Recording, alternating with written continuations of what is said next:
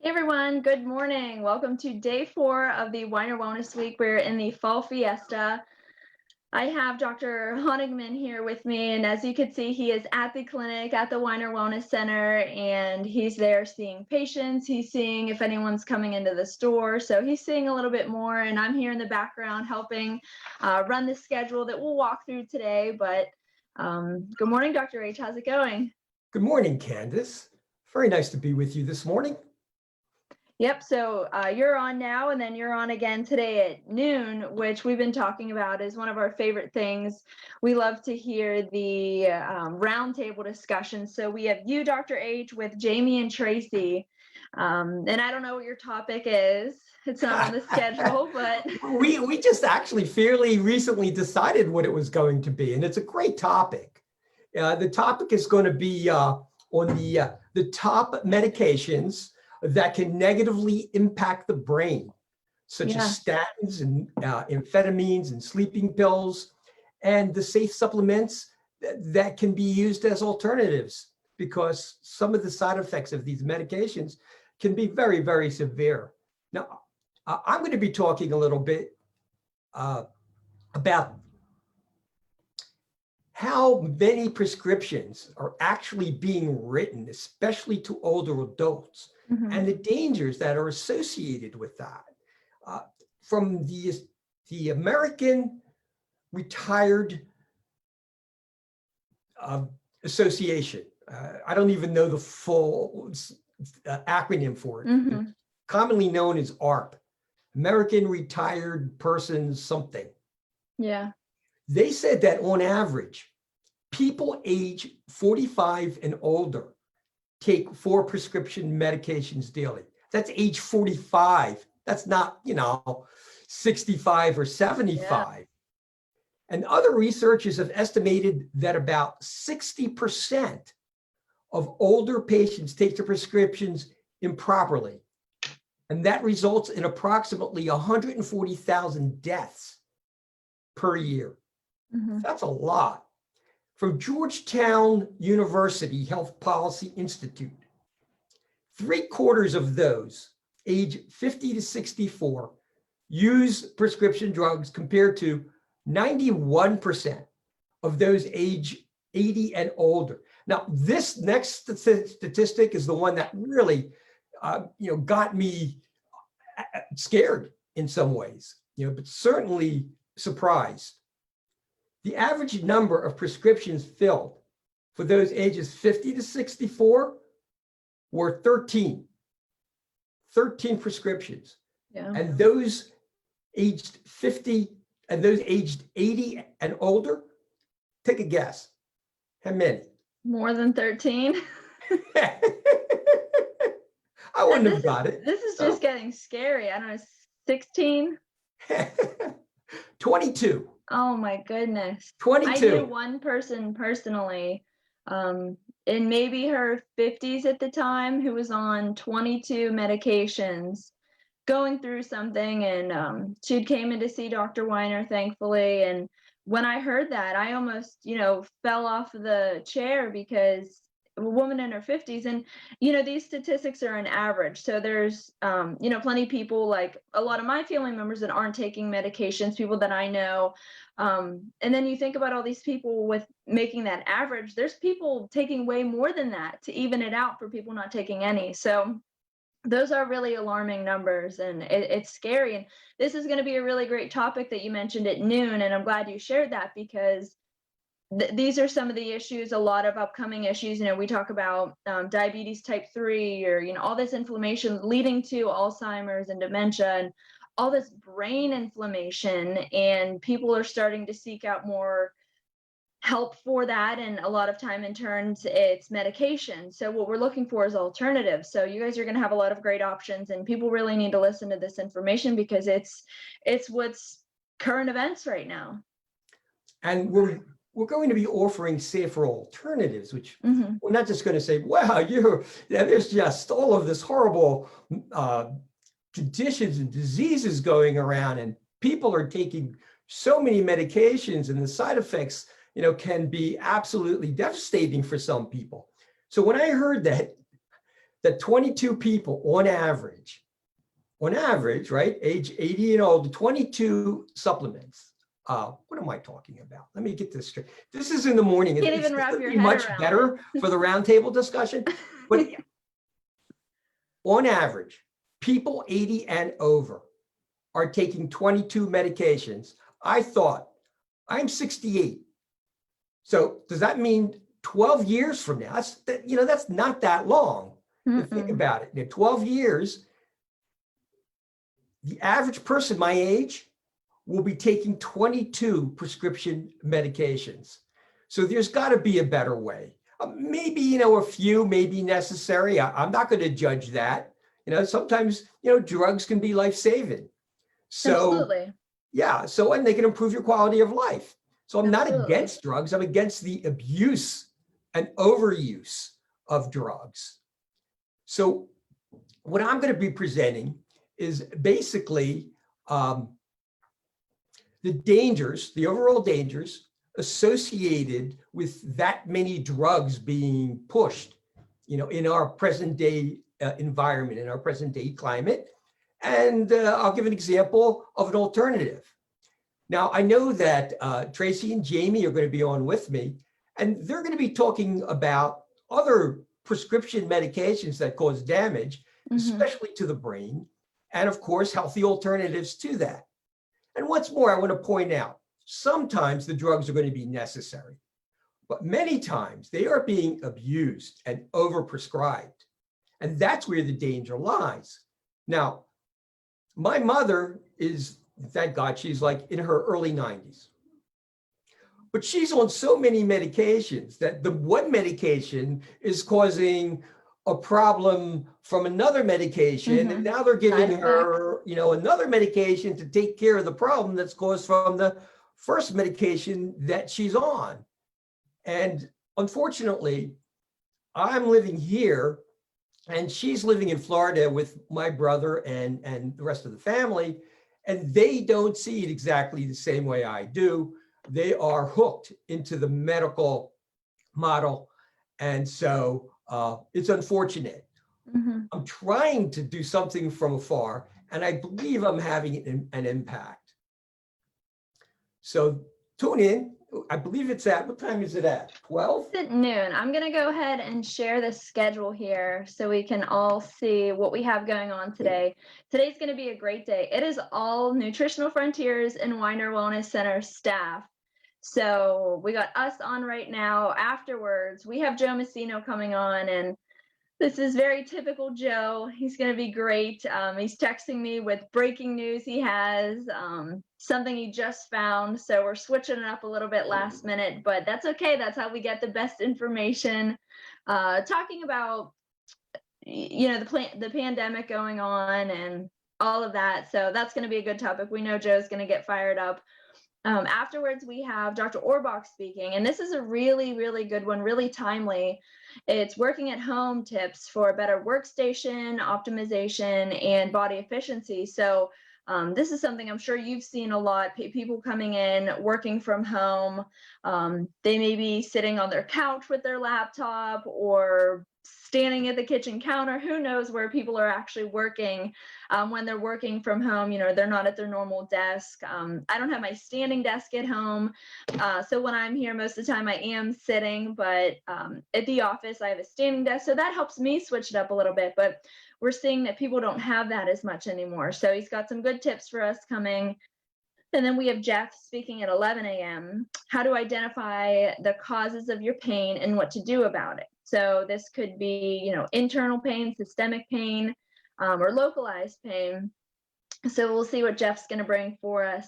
And then your roundtable is on at noon with Tracy and Jamie. So we talked about that. And then at 1 p.m. today, bringing it home, we have Mike Gallagher. And this is a good one, how to strengthen your immune system naturally for you and your children and your family. So he's going to talk a lot about options we have, lifestyle changes, of course. And Dr. Honigman, this has been so prevalent lately because everyone is worried about their immune system. If you look at just the spike in sales and vitamin C and zinc and immune formulas, you could tell what people are either actually sick from, or I think a lot of it is what people are worried about and they want to be prepared for. So a lot of these are tips that people are asking questions for. They're buying stuff whether they need it or not right this, right this day, but people are stocking up on things so that they're prepared. I know I got a lot of calls personally during, the initial part of this whole, scare that we're in, and people were asking to stock up on vitamins, and I'm like, guys, you do know it's right down the street, and I'm there every day, and I'll let you know if things are getting low. But people were like, no, I want to, family members were like, I want a case of vitamin C. I'm like, I have a key to the building. I can get there anytime, and it's there every day. So, but this is what people are worried about. So we're going to bring the correct information for you. Mike's going to talk a lot about this. He's going to share, I'm sure, client testimonials and what he's been doing with his clients that are actually seeing patients and what's working for them. So he's got some really good information to bring to us. And at the round table, I'm sure you guys will get into a little bit more about lifestyle and things like that. So we're all going to talk a little bit about lifestyle today and natural solutions. And that's what we always focus on, natural alternatives and what we can do to live a more natural, healthy life rather than starting down that path of medications and the snowball effect because of all the side effects of them, like you had mentioned before. Yeah, absolutely. And of course, it all begins with diet, lifestyle. When I go over the causes, the root causes of problems, I'm always talking about basically 7 or 8 different factors. And the first one is nasty microbes. And of course, we're going to need a strong immune system to fight off any nasty microbes that may be trying to get their way into our system. This time of year and going forward, it's extremely relevant because you have all different types of viruses that are circulating now. In addition to that, I'm also looking at food sensitivities and food allergies. But the third thing that I'm looking at is environmental toxins. And again, we need a strong immune system to be able to fight that off. The fourth thing, of course, is a poor diet. A poor diet is always a healthy diet is always the foundation of good health. In addition to that, we're looking at, are you getting enough sleep? You need sleep for a healthy immune system. And are you staying active? Being physically active will also improve your immune system. And of course, we can add to that natural lifestyle, to that healthy lifestyle, and to improve nutrition with nutritional supplements. In addition, I ought to mention that stress plays a major role in our immune system, and if it's healthy or if it's not. In fact, stress will affect almost every aspect of our health. And I want to invite the listeners right now to take a look at my presentation that I gave this past Saturday titled, Don't Stress Out, How to Manage and Have It Work in Your Favor. So in that particular presentation, I went over the differences between acute stress and chronic stress, and why acute stress can actually work in your favor. It doesn't have to be a disease-promoting problem. It can actually be a good thing, such as preventing procrastination, increasing your creativity, and it may even be life-saving when it initiates a fight or flight response. But also why chronic stress can damage your body. And in that presentation, I talk about how the adrenal glands are being fatigued due to stress. And the result can be either too little or too much stress. I take that back. The result can be either too much cortisol or too little cortisol. Either way, that is a problem for your immune system. If you have too much cortisol circulating, too much stress that's occurring during this time of the year, it actually turns off your killer T cells. the part of your immune system that fights off viruses and bacteria. As a result, you get sick more often. Doesn't that make sense? If you're like trying to meet a deadline, or if you're at school and you have a final, it's finals week, haven't you noticed that more people get sick during that time, especially if you're having financial problems, which is the #1 cause of stress in the United States? People tend to get sick during these stressful events.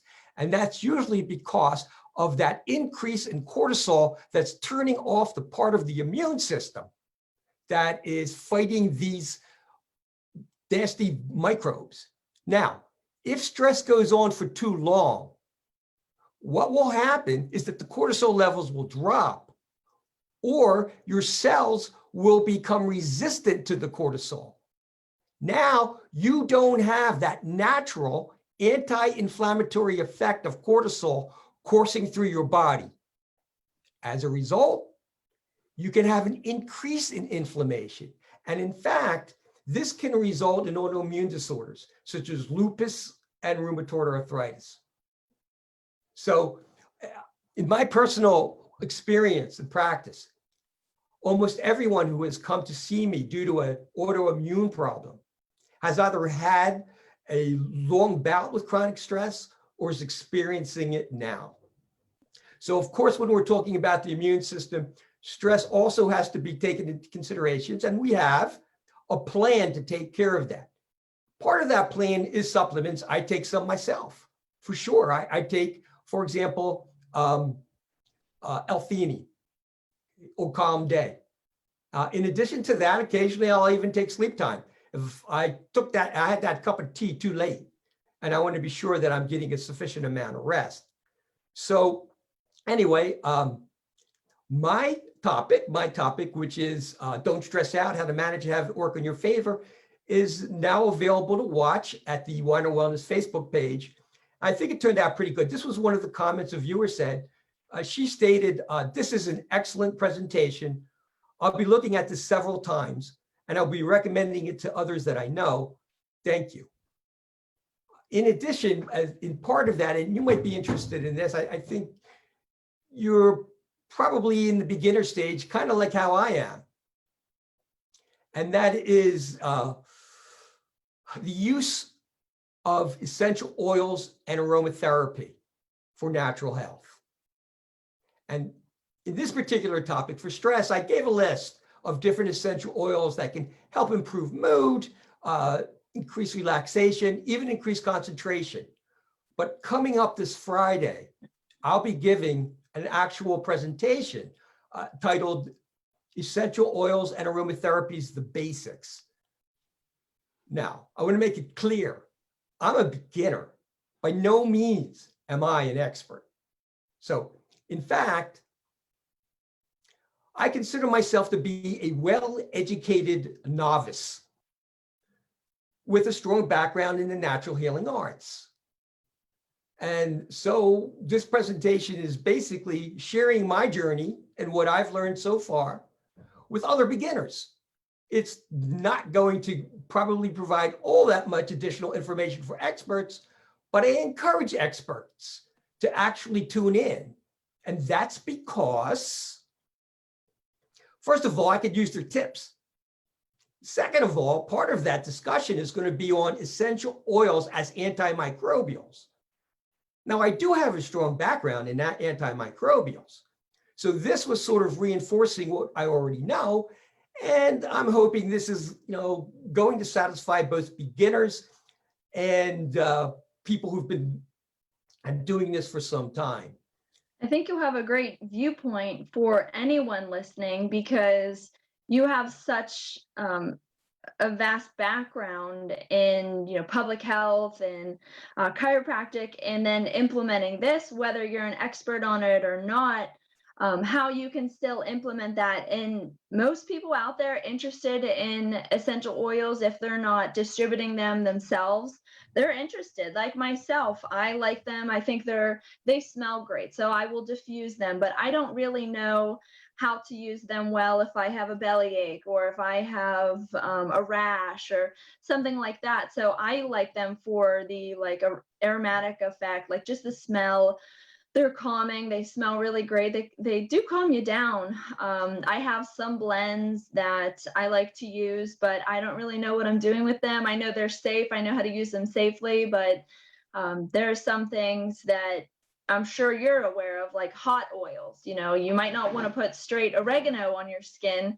You may want to cut it with coconut oil, and just being aware of things like that. I think that's the basics, and that's what most people need to know. And your viewpoint on it is going to be very good for anyone even interested in them. And we do offer some oils at the clinic, I believe. So I'm sure you're able to give basic instructions on those if anyone's there picking those up. Yeah, thanks, Candace. Yes, we do have some essential oils.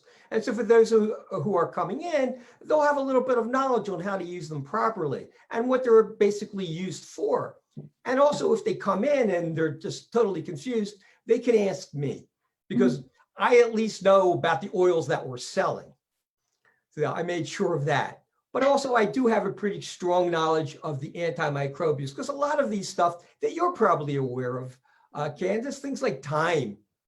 Thyme is a powerful antimicrobial, whether you take it as a tincture or in a supplement or as an essential oil.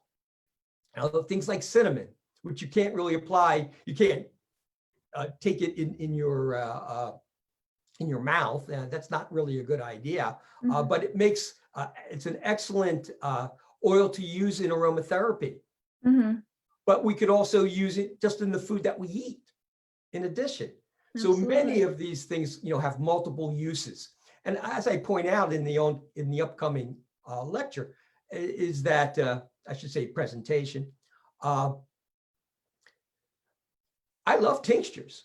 So I often use tinctures. So that's really, I'm more familiar with tinctures than I am with essential oils. But comparing them is like comparing apples to oranges. You can do both, as well as take supplements. And of course, we always have to mention that diet and lifestyle is always the foundation of good health. Everything else is to take care of the additional problems that have occurred because of the environment that we live in, the poor soil that food crops are grown in, the stress that we're being surrounded with on a daily basis. Yeah, that's a good point. And it's not just one thing. These essential oils aren't going to change your life or heal you miraculously of something, but whenever you add in diet, lifestyle, supplements, and that could include the tinctures, can make a big change. I do want to point out that right now there are a lot of my public health coming into gear here. I do want to point out that there are a lot of studies that are now being conducted about essential oils being used as alternatives to antibiotic resistant bacteria and even nasty viruses. The problem is how to deliver them properly. But it's being worked on, and don't be surprised in the near future if essential oils are going to be implemented to go after nasty microbes internally. Yeah. As well. Essential oils can be very powerful. They can be very strong. So they can be very good at killing off some things, or on the other side of it, helping to heal. But it seems like you're the expert on antimicrobials and how they can fight that off. So if you know part of about it, I think that's great. So anyway, tune in and give me your feedback, and all of you experts out there, I could use your help, your tips as well. And you may learn something when we get to the section on antimicrobials. Yeah, so that'll be Friday at 1. We'll be looking forward to that. So for anyone listening today, if you are not actually on our Weiner Wellness Center Facebook page, if you're watching this, if a friend is sharing it, make sure you search for Weiner Wellness Center and like our page. You can turn on notifications. I get a notification every time our page goes live.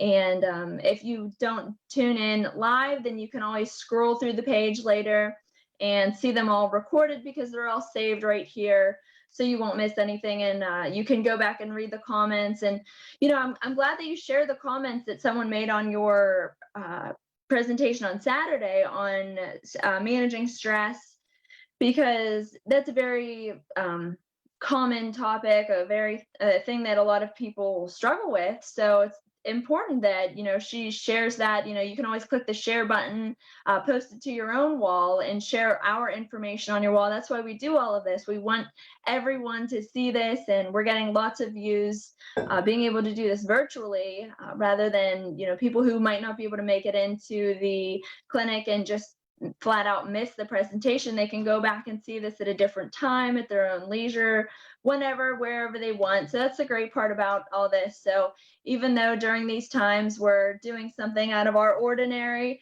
we're making it work. And I think it's working out better for some other people as well. Thanks, Tracy. And one more thing, our essential oils are all 20% off. Yeah, so we got the big discount going on. Essential oils and a lot of the personal care products are 20%. The supplements mostly are 30%. And are you packing orders there or anything, Dr. H? We have as you know, we have a wonderful, wonderful staff. Absolutely. I know And they you're are there working seeing patients nonstop to get things done. So, we appreciate everybody here, and they do such a great job. And most important, well, just as important, I don't want to disrespect, anybody here, but all of the listeners, all of our supporters. I mean, none of this is possible truly without them. So we really appreciate their support and, their continued support. Absolutely. Well said, Dr. H. Thanks for being on with us during the morning commentary today. And we are so looking forward to seeing you with Jamie and Tracy again at noon today. Thank you. So we'll see you later. Have a good day.